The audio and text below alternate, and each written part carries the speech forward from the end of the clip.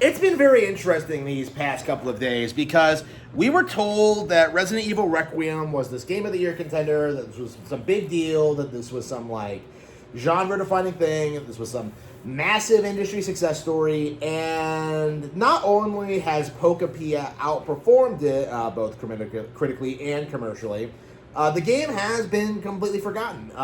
I went on social media, I looked around, and there wasn't a single person talking about Resident Evil Requiem. It has been forgotten. And honestly, my big takeaway from this entire ordeal is that the game was underwhelming, it was disappointing, it had a bad story, it had an awful second half.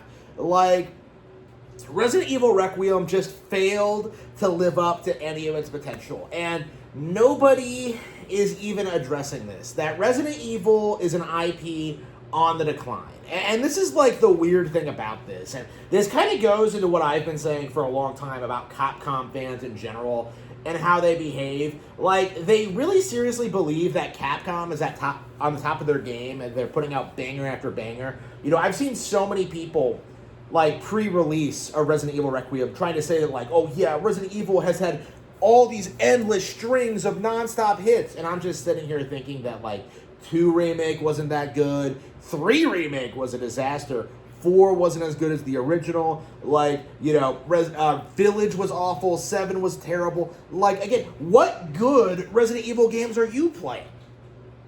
Is just my mindset. I've played all of them, and I can tell you that I am not a fan of the direction the series is going in. Now, Requiem is quite a bit better than pretty much everything that's come out before, but, like, at the end of the day, like, I'm still going to give the game, like, a 5 out of 10, you know? Because it was a 10 out of 10 first half that just had a 0 out of 10 second half. Like, it just wasn't fun at all.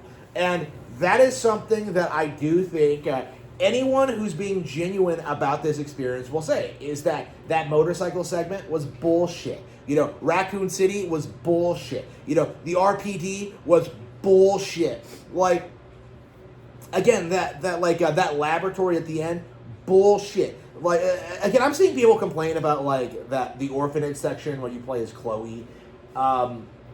Probably the best part of the second half, honestly. Because at least it had tension, at least it was different. At least you weren't playing as Leon, just, like, curb-stomping everything. Gotta love the implication in the lore, by the way, that, like, a bunch of little girls would have just destroyed Leon. Because, as we saw, like, they are completely immune to bullets. Like, no, please, don't touch me, Like, again, Leon would have been curb-stomped like a little bitch in the orphanage.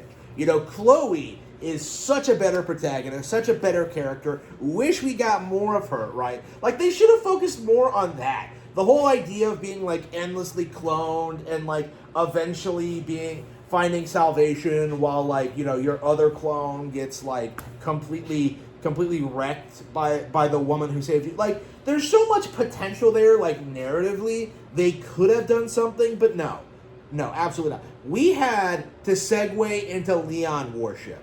You know, we had to show Leon being sad that people died during Raccoon City. You know, we had to have Rebecca in the basketball outfit in the game again for, like, the bazillionth time to emphasize the fact that Albert Wesker is a fucking creep and was perving on the 18-year-old girl in the office.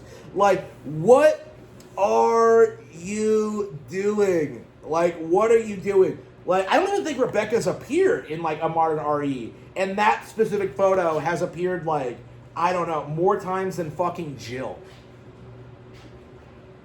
It's unbelievable. And I gotta love, by the way, how all this stuff has, like, survived the elements.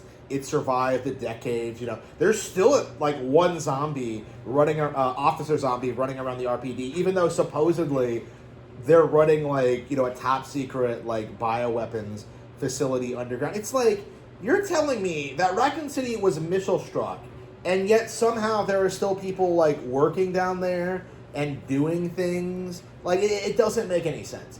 Like, they don't really go into, like, the whole concept. Like, they want to, like, present Raccoon City as being abandoned and, like, post-apocalyptic, but, oh, wait, no, there's still bioweapons being designed down there. Like, Like again, it's one of those things that feel like it could have worked, but it just doesn't. You know, people are like fixating like specifically on like the Oswell thing and like how dumb the retcon of a retcon that is. But I think in general, like Requiem is just, there are so many retcons in this game that it just destroys the entire series.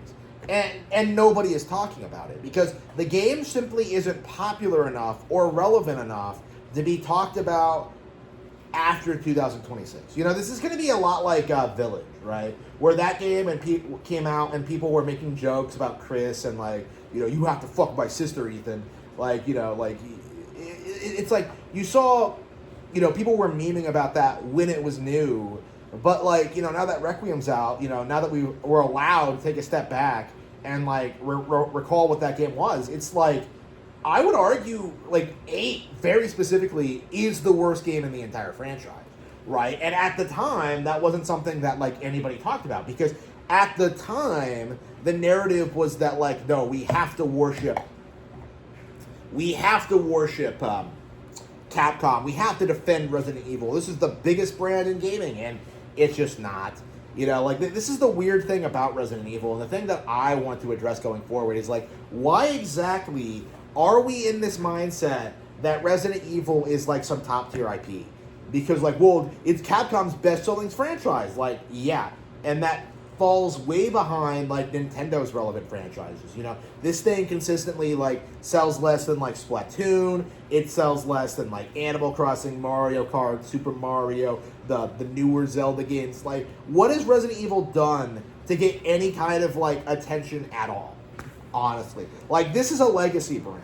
Like, this is something that is only that is only relevant on release date because, like, oh man, zombies, like the zombie game, you know, like, again, that's kind of where we're at now. We're kind of going through the same process that I think the Yakuza games did, actually, where we had a prequel that became super popular with Yakuza 0, and then people, like, declared it to be their favorite thing, and then they actually played the future Yakuza games, and over a period of several years, you know, people just got sick and tired of it, and you know, by the time that like Yakuza 3 Kiwami came out, there was no enthusiasm for it at all. You know, I think Resident Evil is kind of in that same boat where the only time Resident Evil seems to get any attention is when like, oh, Leon's back, Leon's here, and then like whenever else, like, you know, no other character like really becomes popular or relevant. Like, you know, Ethan got 2 whole games and nobody cares about him at all. Like, again, the series is on the decline. Like, obviously so. But what we're seeing is just a dedicated group of people refusing to acknowledge it.